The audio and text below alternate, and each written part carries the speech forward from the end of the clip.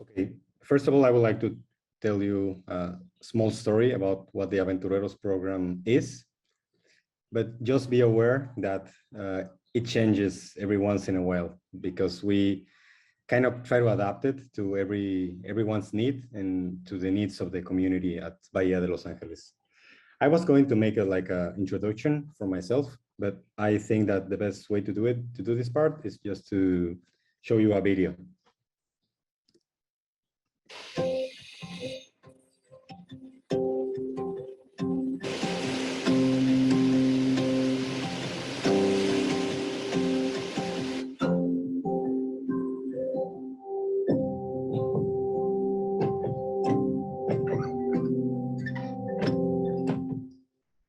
Es increíble lo grandioso y lo importante que es el Mar de Cortés y específicamente lo maravilloso y biodiverso que es Bahía de Los Ángeles. VSI in itself is a conservation effort. The story of the Aventureros, as far as I know it, starts about a year ago, and we felt that there was a disconnect. Like we saw one thing and then the locals saw something else, and we wanted to bridge the two together. Frankly, the easiest way to inject a little bit of perspective into the community, we decided was through the children. El objetivo de Aventureros es el de crear un ecoejército de niños locales de la comunidad de Bahía de Los Ángeles para romper esa brecha, para que entonces ya no seamos nosotros los que estamos comunicando hacia la comunidad, sino que los niños también sean estas herramientas que comuniquen la importancia de la conservación de este lugar. There really isn't a better resource than this field station in VSI to make that happen.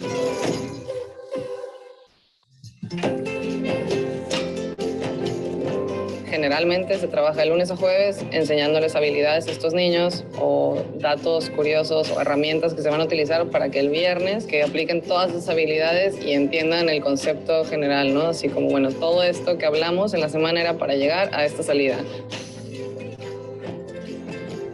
Our number one rule is that we have to be flexible. We need to be able to take advantage of opportunities that present themselves. We are always looking for somebody who has something to teach. That exposes the kids to so much more. It exposes them to different voices, different opinions, and of course, different subjects. For the kids who we work with, it's special to them because it's home. And I think that piece by piece, they're starting to understand what makes this such a special place. They're starting to take pride in their bay. They're taking pride in their islands. They're taking pride in the animals that live here.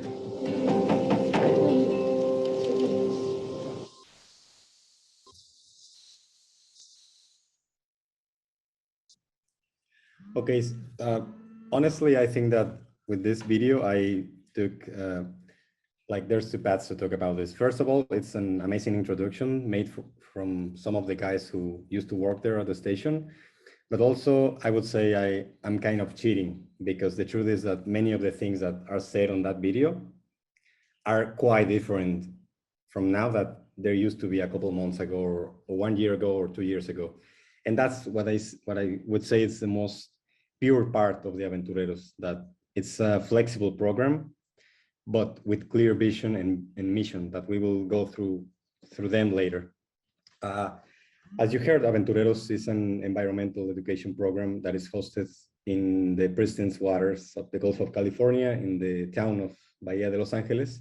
This is the VSI station. On the back, that's where I live. And you can see some kids taking a swimming lesson on the down of the photograph, and that's one of our instructors. VSI, it's been there since the 70s, and it used to take classes from different parts of the US since the 70s, and it's been going all around the year with different projects since the 70s till 2022. We have some small breaks because of the COVID, but then we are almost doing everything that we used to before COVID. As Manuela was saying, I'm the program coordinator of the Aventureros, but I would say I'm just a part of the Aventureros program itself. And I would like to say first that before going into the specifics of the Aventureros programs and talk a little bit about what we think it should happen or what we do every day, I would like to present to all of you guys. I would like to tell you who we are or who the Aventureros are. This is Ian. He loves to snorkel. And sometimes we are yacht riders. That day, for example, we took the paddles from the VSI station that were donated also. And then we paddled maybe for half an hour, 25 minutes. And then we got into the yacht with this amazing host. And then we took a small lesson about how to live on a yacht and how do you travel all around the world in a yacht and how do you resupply everything on your yacht. And this is Fatima on green. And we have some other Aventureros on the front frame. And at the end of the activity, we just take a swim and then maybe go into the water because the kids will always want to get into the water, no matter if it's cold or it's a warm day. But sometimes we are learning scientists. One day we became marine biologists and next day we are chemists. We can see here on green, Ella, who is a former instructor of the Aventureros, but we also have Fatima on the left, on the medium. We have Shirley and Amber, and on the right, we have Fernando and Maria. And all of them are Aventureros. And they were learning about some fish anatomy, some bones they found on the water. Sometimes we are dog lovers. We have some dogs on the station and the kids will come by and try to hang out with the dogs and try to invite them on the daily activities. Or if we go and paddle, the dog will swim and then he will climb into the paddle and he will just follow us all the way through some of the hiking areas or to the yacht the other day. This day we are at the beach called La Gringa. And this is Fatima and this is Emiret. Sometimes we take care of every life form. For example, this is Amber playing with one of the station's dog. And what is important about this is not the dog itself or who is in frame, but the idea of that we're trying to teach the kids about taking care from the smallest end to the biggest whale shark, for example, that we have some of them sizing 12 meters or so.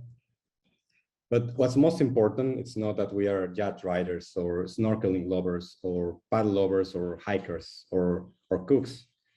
I think that the most important thing we are as Aventureros program is that we are a community. And this community seeks to improve everyone's skills and try to connect each personal experience of every one of the kids at the Aventureros program. And speaking about kids, what do kids like to do? They love to swim. They love to get into the water. Every day they will come, no matter what activity they know we will have, because we post all that ahead of time. They would say, "Oh my, what a warm day! Are we getting into the water already?" And they would just take their swimsuits and go into the water, no matter what you tell them. They love to swim. I would say that's their favorite activity as a group. They love to take pictures. They all the time they want to grab and the photographic gear we have at the station and just take 1,000 pictures that I will later have to go one by one to delete those that were not really clear. They love to cook. When I am cooking or someone else is cooking, they will come by and try to ask and try to get involved in the activities we are doing. And they love to hike, just take a water bottle and a cap, and then they will just start walking till they get to some of the hiking attractions like Angelitos, which is one of the smallest mountains on the area. And they love to do experiments, for example. But that's what they want to do. But what is it, what we actually do, right? Because we are not a swimming academy, right? It's not just about getting into the water and swim all day, which I'm sure most of the kids would love to do that sometimes, right? We do all sorts of experiments. We prepare food for 20 Aven, for example. Sometimes I will be in charge of preparing the meals, but that doesn't mean I will do all by myself. I will have 3, 4, 10 kids helping me and doing the meals for the rest of the kids. And those kids who didn't get to help me cooking, they will help me clean or preparing the van or preparing the gear the other kids use. So it's a big team all the time. And I'm just want to make something real clear that my job as part of Aventureros, it's just facilitating the relationships between the kids, the community, and the researchers that we have at the station. I would say that's basically what I do at Aventureros program. Sometimes we clean beaches and we clean the VSI station also when we use it, when it has to be clean, right?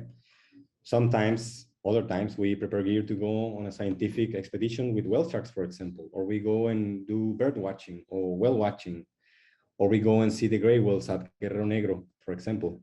But besides all this, what's most important, it's not only that we are a community, it's that we create community. But what does that mean? Because you could say there's an existing community of Bahía de Los Ángeles right now, which involves all of the people living around, all these people that work on different markets on Bahía de Los Ángeles, tourism, fishermen, for example. But the pillars, that's my personal perspective of the Aven, there are three: community, environmental education, of course, but also, and sometimes something that me personally forget sometimes, it's day-to-day life in Bahía de Los Ángeles. We have difficulties of the Aven program. We have a program that yesterday was different than that used to be a couple of weeks ago. For example, we had a big plan for this couple of weeks, and then the Hurricane K came at Bahía de Los Ángeles, and then we have to reschedule everything and change everything based on that. So as the video was saying, and as I was saying earlier, the most important skill that we all need to have Aven staff and Aven members and also the kids is to being flexible. But that doesn't mean we don't have specifics, objectives, mission, vision that we need to go all over around every once in a while. The team changes, which means people migrate. The instructor that was with me a couple months ago, it's not longer there. So I have a new one. I have a new instructor working with me. And then probably me or her will migrate to other places. So the idea is that the program is sustainable in a way that no matter who is in charge of the program, it will still going on, because it's not about me or about anyone at the VSI station or at the Aventureros program, right? It's about the kids and teaching them how they can manage and do all by themselves, right? That's the main idea. We also have some money issues, of course. Not like we are lacking something, but we are always trying to find ways to get money so we can help the Aven in other ways. We have donations so we can take the kids to see gray whales, as I was saying earlier. We have donations, for example, of 10 paddleboards, and the paddleboards are for the Aven, are for the people who arrives at the VSI station. One thing that you face every day you see Aven, or every day you have the Aven program, is that you know each person, in this specifically case, each Aven is an universe, which means that all of the things that happen to he or to her or to he earlier before the program, they will bring it to the station, and they will be mad, they will be sad, they will be happy, and you have to deal with that. But also you have to deal with the idea that you're not just going to work with him or her, you're going to work with all of them at the same time. And maybe sometimes you have 24 kids and it's only me, or it's only 2 of us working in the water and taking care of, and I will say, hey, please go and bring this kid back because he's just running around the station. We're on the beach and he's going to drown, and come on. We're just going crazy all the day, but it's amazing. And I really like what I do. And also we have some struggles, of course, of the Bahía de Los Ángeles with parents, with all the people around. Honestly, when I would say that the video, when it says like the kids is a good way to kind of approach to the other people of the community, it's true, but also brings out some problems. If you work with kids, sometimes it's like parents won't listen to the kids, right? Because they are parents and they are kids. So if you work with conservation only with kids, probably it's going to stay with the kids only and not going to expand with the parents.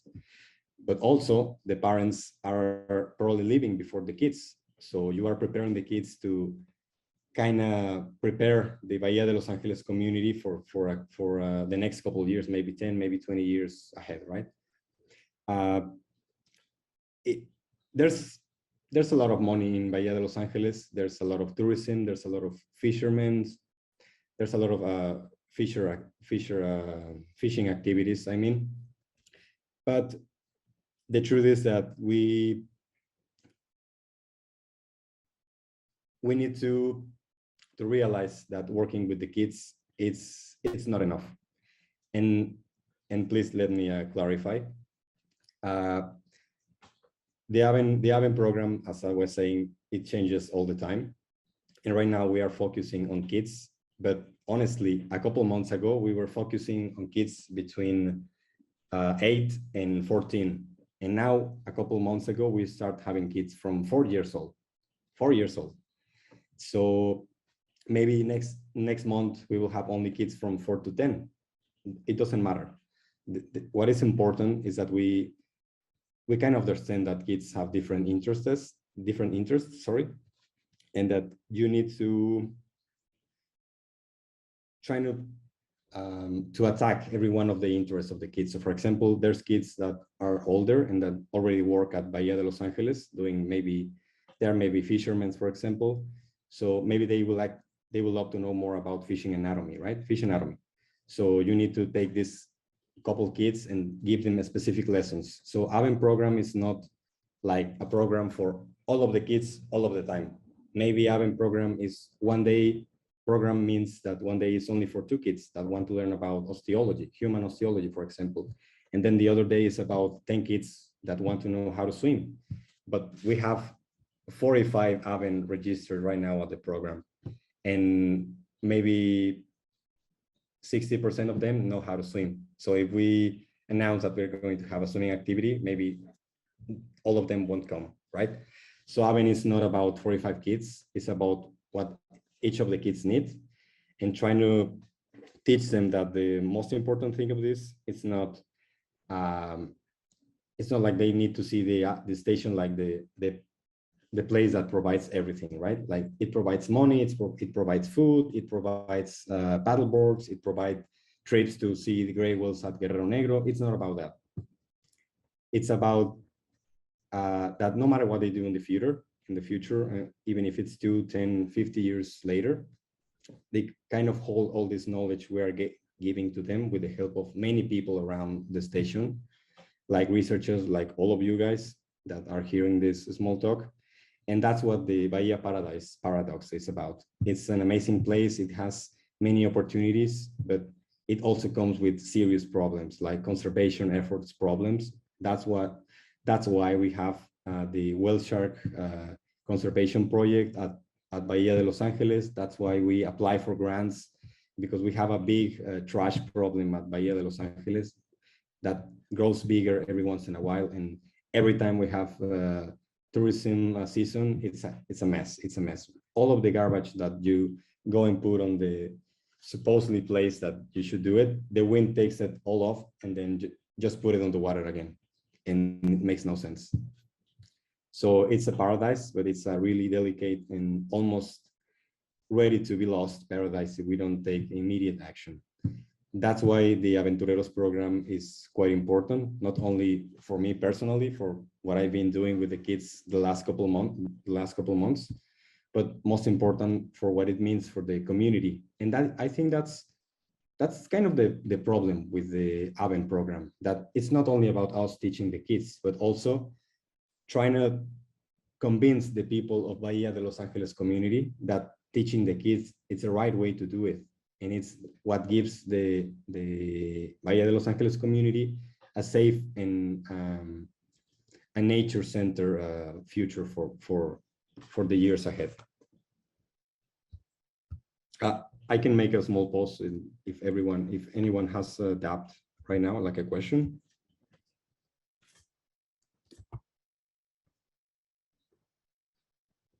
No? Okay. And right now is talking about what do we want? We want an environmental education program for kids. We want all the kids to become conservation researchers. We want all of the kids to become biologists. We want all of the kids to clean beaches every 5 days. We want all of the kids to do the same things that I'm doing at VSI station. I would say that there's two paths in that question. In a professional way, I would say that it'll be amazing that one of the kids would replace me in maybe 4, 8, 10 years, right? I'm just facilitating the relationship at Bahia, as I was saying.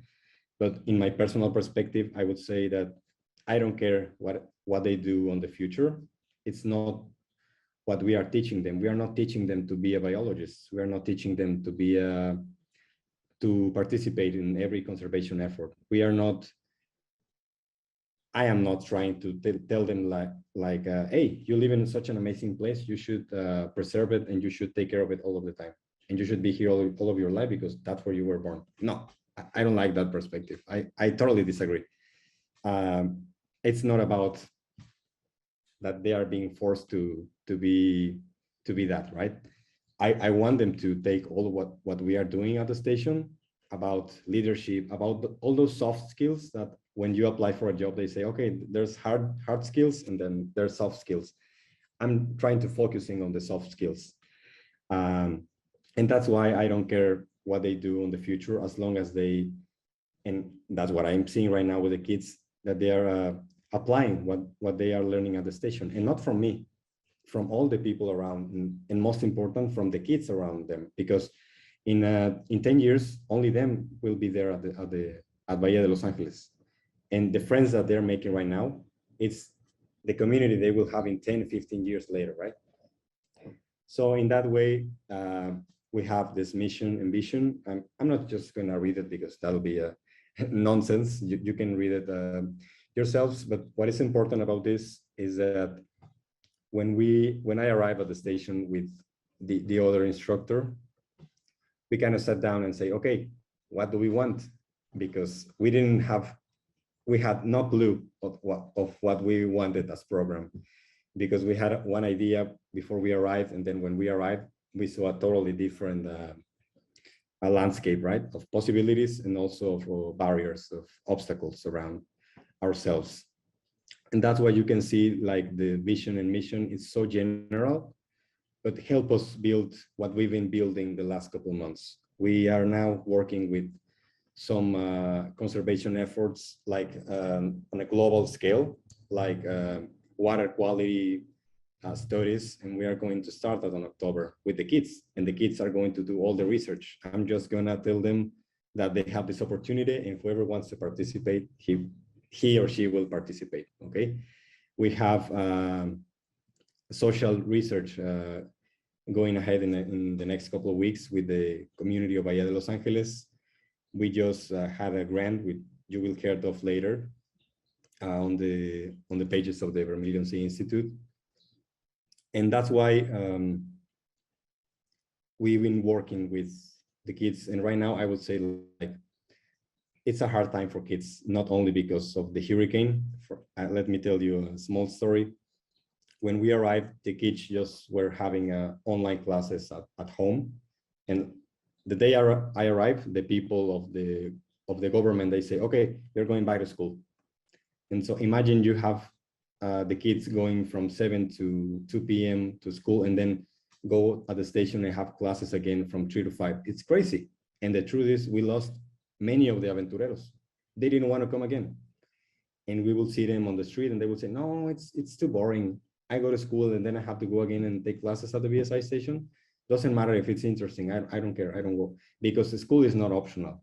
They have to go, right? So how do you make something optional attractive for kids? By asking them. That's the only way. So we sat down. I sat down with the help of at that moment, with the help of Salma, who was the instructor at that time.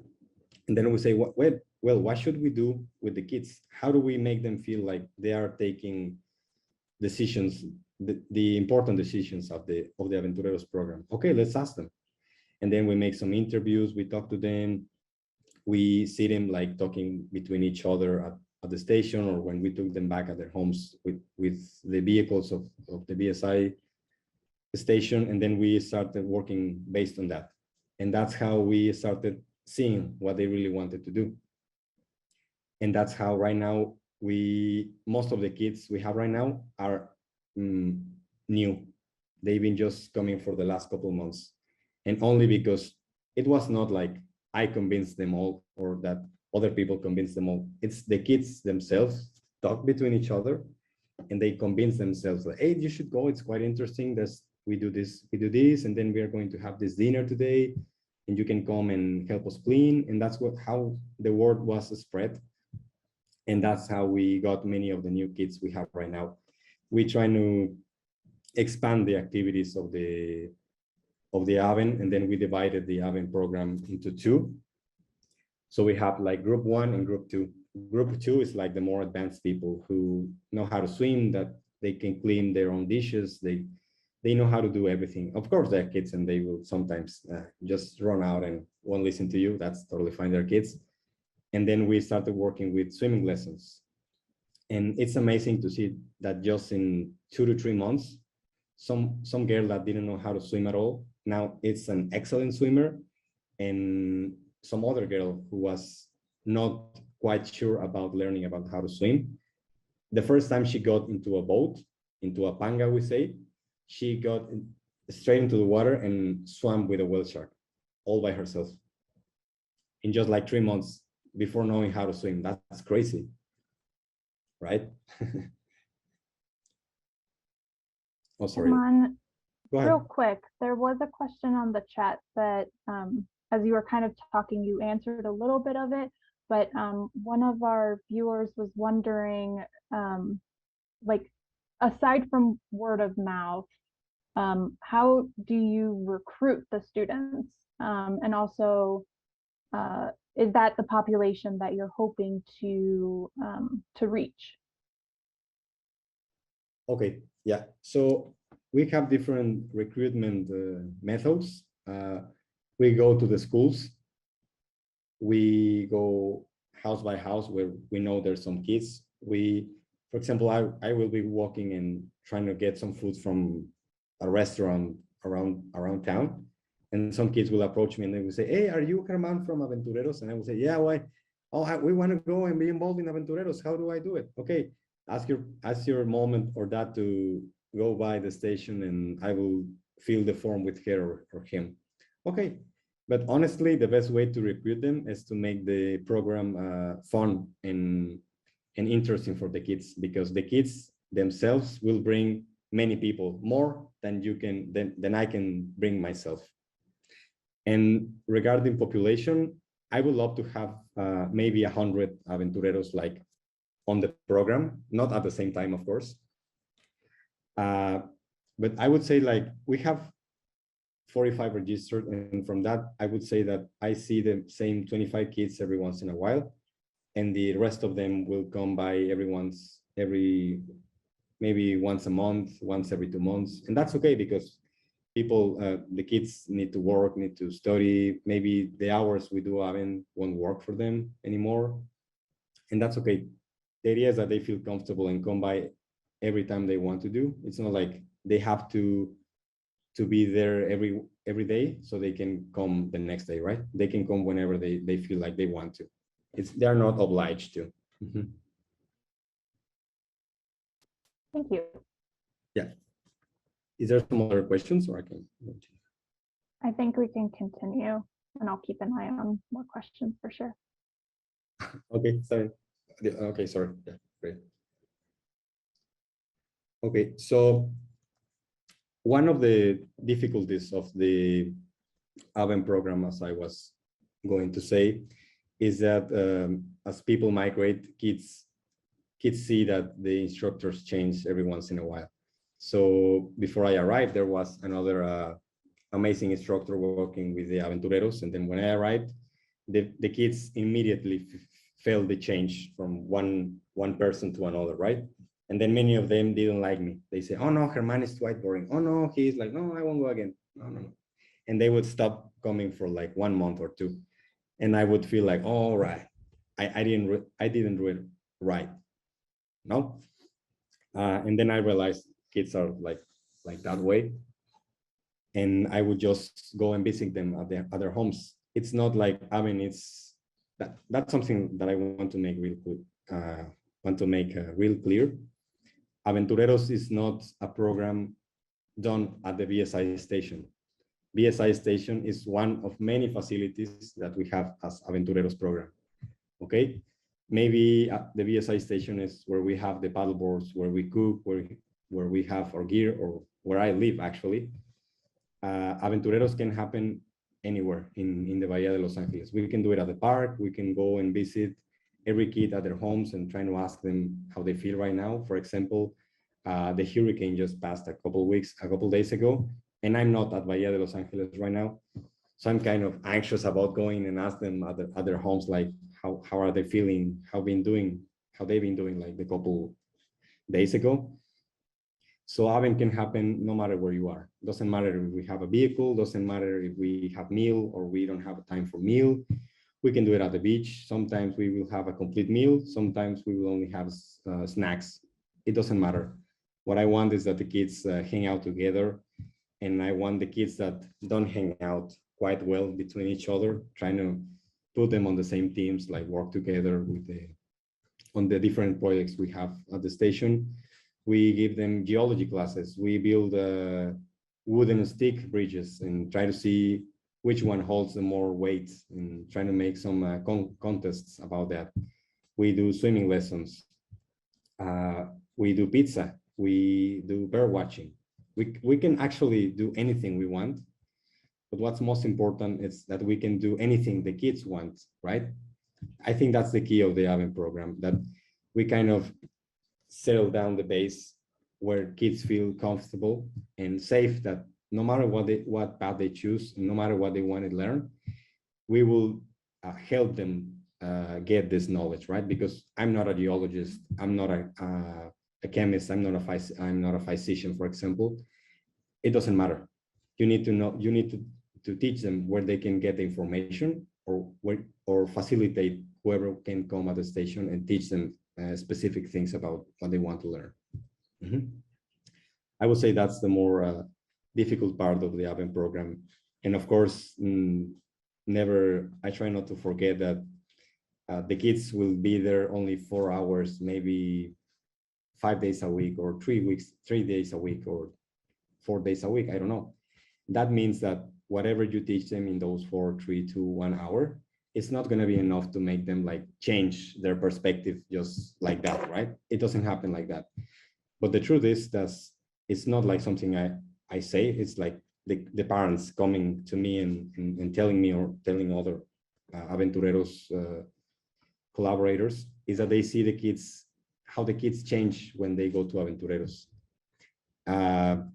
They're not overreacting about their homework. They come and they're happy. They want to learn about marine life. They know how to swim. The other day we had this kid who was had a small accident with a stingray, and he was crying all over around and screaming, and I was so sad because I was seeing him all like almost drowning in tears, and he would say, I'm not coming again to the water. I will never go into the water again. And I kind of believe him. But then like 3 days next, he will come and say, okay, are we going into the water? And he was just getting right into the water. That was crazy, right? Yeah. I try to make it like the more simple presentation, because I want to focus on the questions. So I would just like to thank my team, and my more closer team is Chino, who is an actual employee right now of the VSI station. He does a lot of things, and sometimes he helps with the Aven, and he's an amazing guide for some of the Aventureros. He takes care of the Aventureros. That's not his job, but he loves to be involved in some of the activities. Sometimes he doesn't want to be involved, and that's totally fine. And that's Chino. And the other one is Alma, who was my my co-worker for the last 6 months, and she held down the basis for what Aventureros is right now with me, and with help, of course, of the rest of the VSI staff, who you can see more about on the webpage. But I would like to thank Brent, who I think is here at this small cafe meeting, Megan, and also all of the people that come by every once in a while. Chandler, of course, he came by and he was really excited about working with the kids. And some of you guys, I really appreciate it to take your time to be part of this small talk. And I'm open to hear any of your questions. Yay.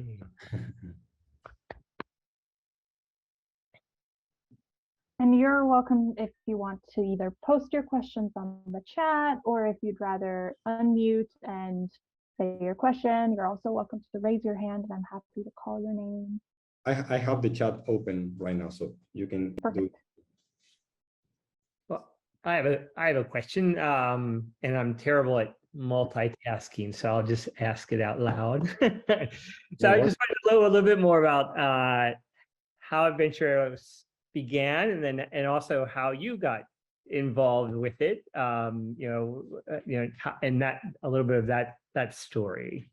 Okay, I'm glad to say that Aventureros was created, of course, with the help of other people like Megan McDonald, who is the executive director of the Vermilion Sea Institute, and with the help of Brendan McGrath, who is right now hearing this small talk, and also of other former instructors like Romina, who was the instructor before I arrived at the station. She was of amazing help, and the kids really love her. And it's important that the people who work at the station is people that make the kids feel safe.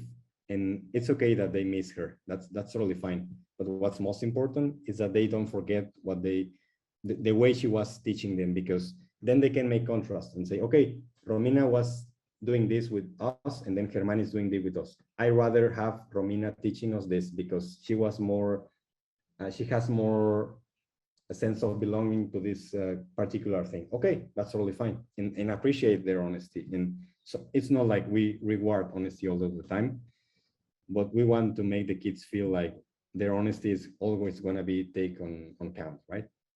And how did I arrive at the program? Okay, I arrived on March 3rd, I think. Yeah, March 3rd of this year.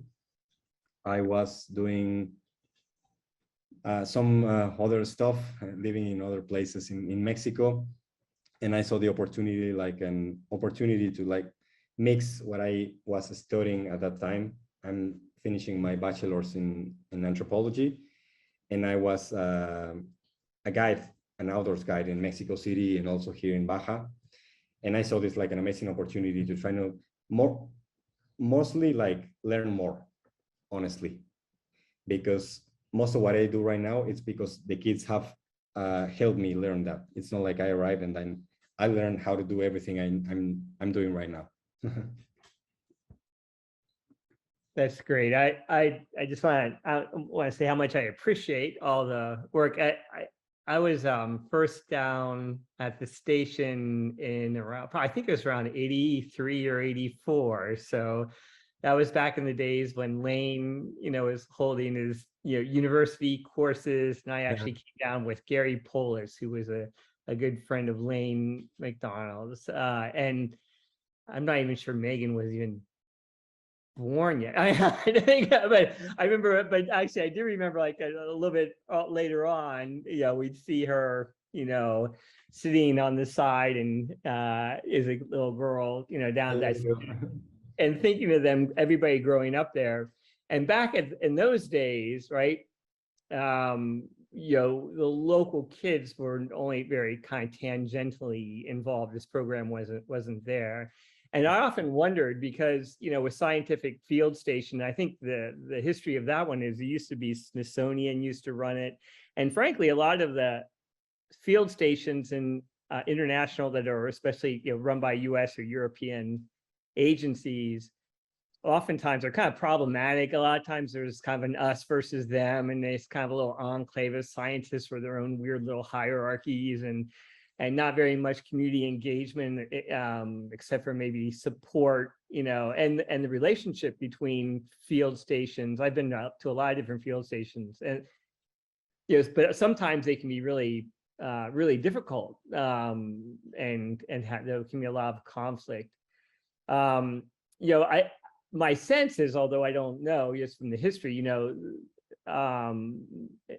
the field station Bahia, always had a little bit more of a local community feel, just simply because as kids were growing up there from the McDonald's, I know, and they felt really part of the community a little bit.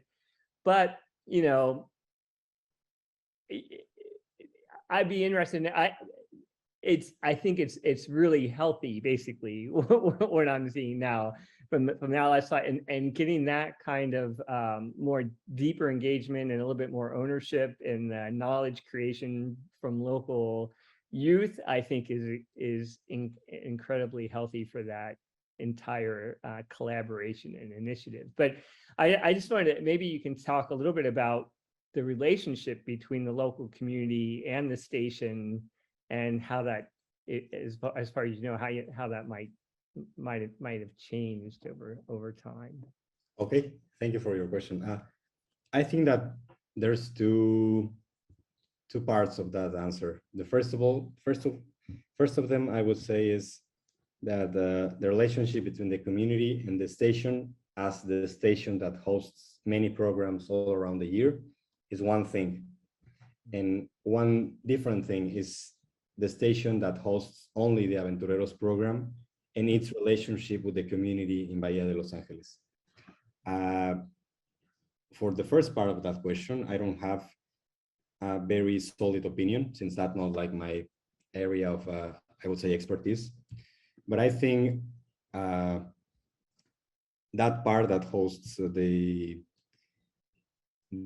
Stars to Sea or the Earth Expedition programs, as some of them are, it's quite important for the kids to be involved in the activities. And in general, for the community, we involve the people of the community. Like, we hire the boat drivers from the community. We hire the massagist from the community.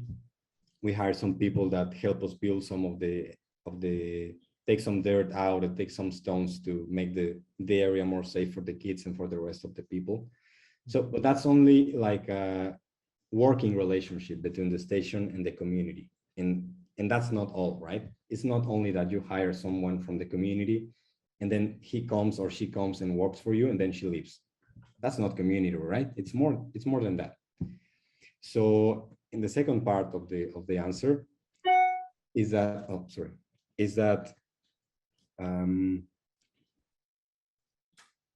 for the Aventureros to be involved in the program, in the station, we need to make something real clear, that the station is not a place that they can take all of it. Like, okay, that's a place where I have my gear. That's a place where if I need money, I can go and get some. That's a place where I will always get food, for example, or that's a place where I will always be spoiled, like, because we spoil kids some of the time, right? And that's totally fine. But it's not about the station itself, because what happens when the station disappears? What happens if K hurricane takes all of the stations out into the sea and there's no station anymore, right? That's why we're trying to focusing on not having Aventureros hosted at the station all the time, like physically, but also on kids' minds, right? That's why we do activities outside of the station. And that's why we trying to do what we can with what we have at the specific time we are doing it. Because if we teach them like the station is the most amazing provider of all over Bahía de Los Ángeles, then the kids won't have a quite good sense of the real life, right? Mm-hmm. That's what I think. Great. No, that's important. important. And also, I forgot I didn't answer you. So Aventureros was created for 3 kids who are friends and actually cousins here in Bahía de Los Ángeles, and the idea came from them. The name came from them. Was a little bit different, more longer, but basically Aventureros. And it's amazing that we ended up doing what they think it was going to be a good idea for Bahía de Los Ángeles, right? It's not that we created the program; they created themselves, and right now we are just facilitating like gear or bringing people down to Bahía de Los Ángeles to help us teach the kids, right? But it's all about the kids. That's great. Mm-hmm. Yeah. Yeah. Expand Aventureros to other communities. Okay, thank you for the question. Maybe not like the program itself, like we have many hands helping at the station and many people helping us outside of the station. Without either, we wouldn't have Aventureros right now, that's the truth. But what we are doing is that we are making collaboration efforts with different other environmental education programs here in Baja California Sur with EPI, or on the mainland of Mexico. We are doing some job there, some work there, yeah.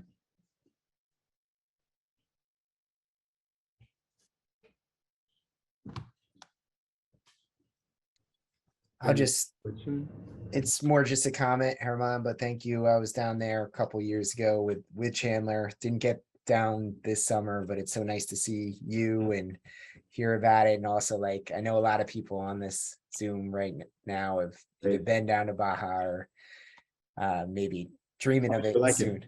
How do you like it's amazing. It's amazing. Like and yeah, of course, there's nothing like it. And it's you know, the footage is incredible, by the way, that you all are pulling together. So thanks. I know it's a team effort on all of that.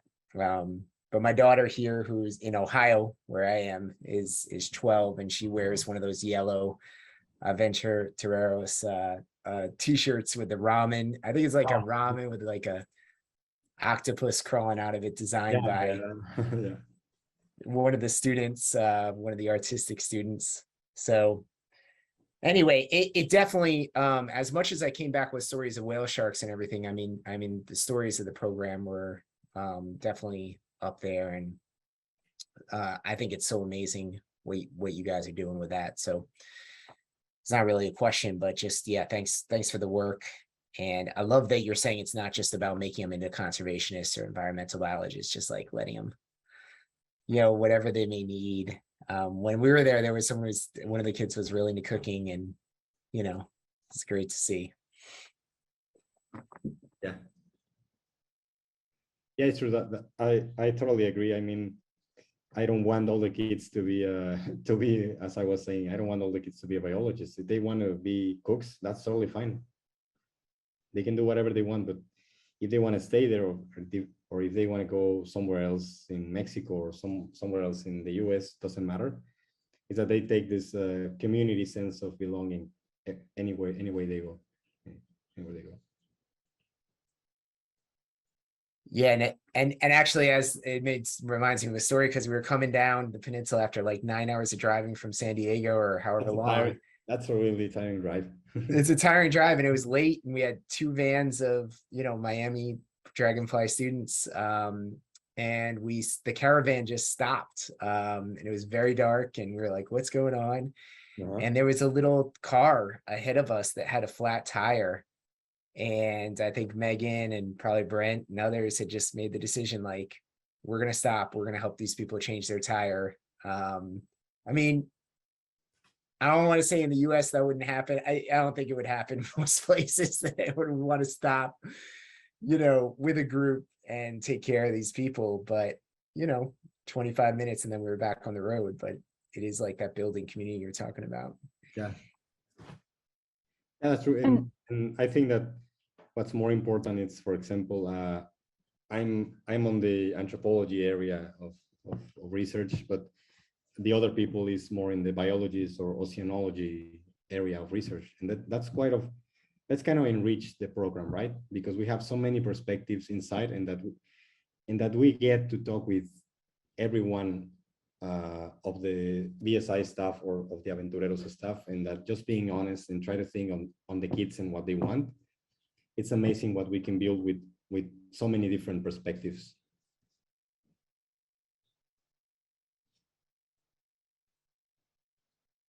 Is there more questions? Or that's all. Oh. Well, I always have questions. I'll hog the time again if nobody else. I want to have because I wanted to hear about the relationship too with because you mentioned they go to school, right? And they have to go to school. Yeah. And we're always very interested in that relationship too. Like, I was just wondering, what do they, how do they actually, get exposed to the local environment in the schools? Is this, what's the reaction to teachers or schools to this other, this other learning space? I mean, sometimes I just think there's so much more you can do outside of schools. I just wondering how those sort of relate, it both in the kids' minds or in the local teachers' minds or in your minds about the. Okay, so we kind of have to be really open-minded, and the truth is that without the help, indirect help of the teachers from the different schools we have at Bahía de Los Ángeles, we probably wouldn't have many kids because maybe we won't work together with the teachers all of the time. I know all of them, and then I've talked to them some of the times when we are going out to make a small activity in school hours. I will go first and talk to them and ask them if I can take some of their kids to this hike, or I can take them and see and do whale watching at Guerrero Negro, for example, or I can have them going into boats and do whale watching, for example, or bear watching. So we kind of have to have a good communication with the teachers, but it doesn't matter if we don't have simultaneous activities with them. What it's important is that they know we are there, and there's many things they can use, they can use all of the art materials we have at the stations, which most of them are donated from people of different places in the world.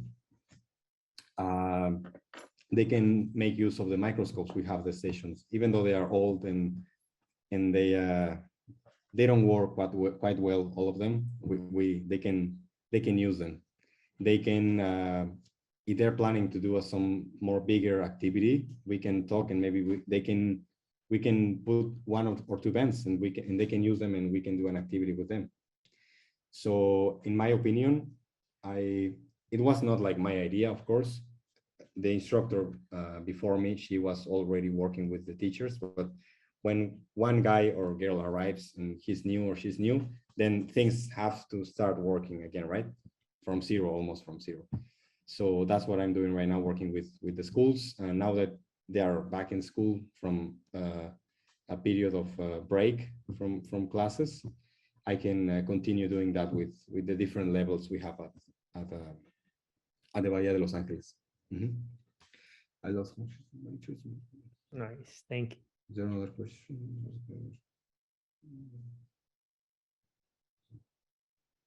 Yeah, I think it's quite similar, as Sharon Spencer is saying.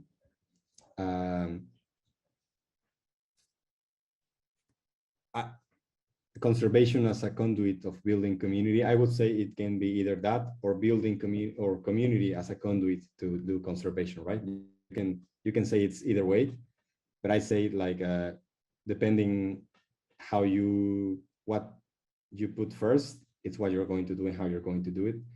I would say that for me right now, it's more important to create community so you can make conservation later. But that doesn't mean you cannot do conservation right now. It's just that the efforts you have, the hands you have, the help you have, the resources you have to kind of focus them on one side of the balance. You cannot do all of it at the same time. And I would say building communities is very important right now for the Aventureros program.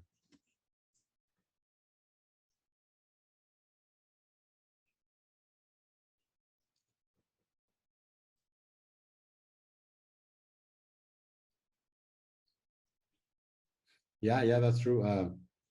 I'm not sure. I don't know what's going to happen tomorrow, but I would love to see them growing, no matter what they're doing, and trying to imagine I'm just walking by some airport in some other place in the world, and I just see one of the other kids, and hey, I'm working on this project here in Shanghai, for example, or whoever they are, and yeah, that's true. I think that in my perspective, doing some research with the kids, like not formal research at all, like doing some qualitative and quantitative research with the kids, like doing some interviews, or maybe some deep interviews, for example, help us a lot to like gather more information of the kids and try to understand what they actually want, not what we think they actually need.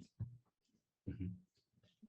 It was reminding me also of, you mentioned EPI earlier, and so for Dragonfly, we work with Ecology Project International in Galapagos, and it's been interesting because the teen students in particular, not only have they gained scientific skills from participating in projects, but they're going to conferences and presenting conference posters, and just seeing how that, once that ball gets rolling, you know, kind of what those opportunities are for these children as they continue to, you know, just hone their skills and get their confidence in whatever it is that they're most passionate about. So it feels very much like it links to a lot of what we hope to do in Dragonfly with our graduate students too, but really inspiring to hear what you're saying tonight. So thank you.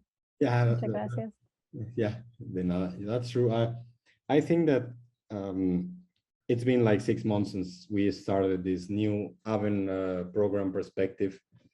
And I would say like we've been working with building trust, not only with kids, but also with parents. We need the parents to feel safe, that the kids are going to be safe at the stations or wherever we go as a group, as team members of the Aventureros program.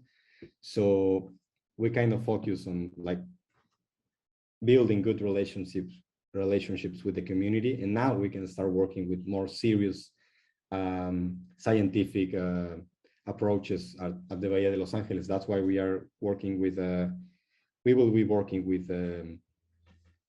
some alliances, doing some water quality research here in Bahía de Los Ángeles with Earth Echo. We are going to do that in the next couple of months, and the kids are going to be working directly with the program. I'm just gonna like pass them the material they need and tell them, okay, this is what you need to do. Okay, and I'm just gonna be watching them and helping them.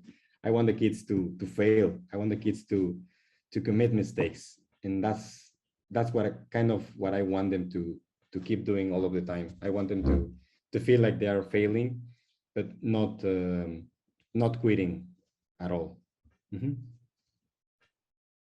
I think that's definitely a very powerful kind of learning outcome of just what you're doing, but also the scientific method as they learn it. One kind of, as we're wrapping up the conversation, one kind of question I like to ask pretty consistently to people is like, if there's one thing you could tell people in this talk, like what is the one takeaway you want everyone to know? Yeesh. Hard question, I know. Hard question.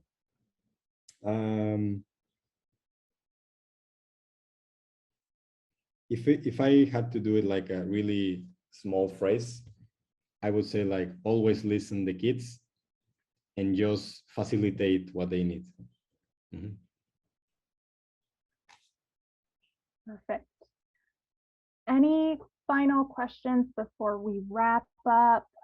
Give you guys 1 minute to kind of think about it.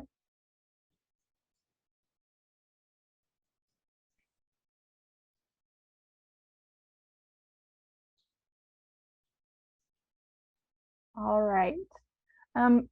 Perfect. So I want to thank all of you who were able to join both live and for those that watch the recording later down the line.